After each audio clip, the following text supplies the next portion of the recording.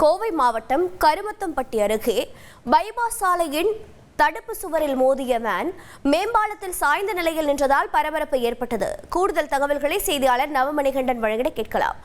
நவமணிகண்டன் வணக்கம். இந்த விபத்தினால் ஏற்பட்டிருக்கக்கூடிய பாதிப்புகள் என்னென்ன, தற்போதைய கள நிலவரம் என்ன? பெங்களூரிலிருந்து பொள்ளாச்சிக்கு தென்னை மட்டைகளை ஏற்றிக் கொண்டு வந்த வேன் கருமத்தம்பட்டி காவல் நிலையம் அருகே பைபாஸ் மேம்பாலத்தில் அதிவேகமாக சென்று தடுப்பு சுவரில் மோதியது. இந்த விபத்தில் சுமார் 40 அடி உயரமுள்ள மின்விளக்கு கம்பம் ஒன்று முறிந்து சர்வீஸ் சாலையில் இருந்தது. இது விதமாக அதிர்ஷ்டவசமாக அந்த ஓட்டுநர் உயிர் தப்பி உள்ளார். இதனால் பெரும் அது காலை நேரம் என்பதால் பெரும் அந்த அருகே போக்குவரத்தும் சீர் செய்யப்பட்டு அங்கு காவல்துறையின் உடனடியாக அந்த வேனை அப்புறப்படுத்தும் பணியில் ஈடுபட்டிருக்கிறார்கள்.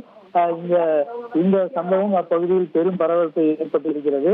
அதே போல கீழே செல்லக்கூடிய கனியூர் சாலையில் அந்த தென்னை மட்டைகள் அனைத்தும் கீழே விழுந்து அங்கு பெரும் பரபரப்பு ஏற்பட்டது. உடனடியாக அதை அகற்றும் பணியில் போலீசார் ஈடுபட்டுள்ளனர்.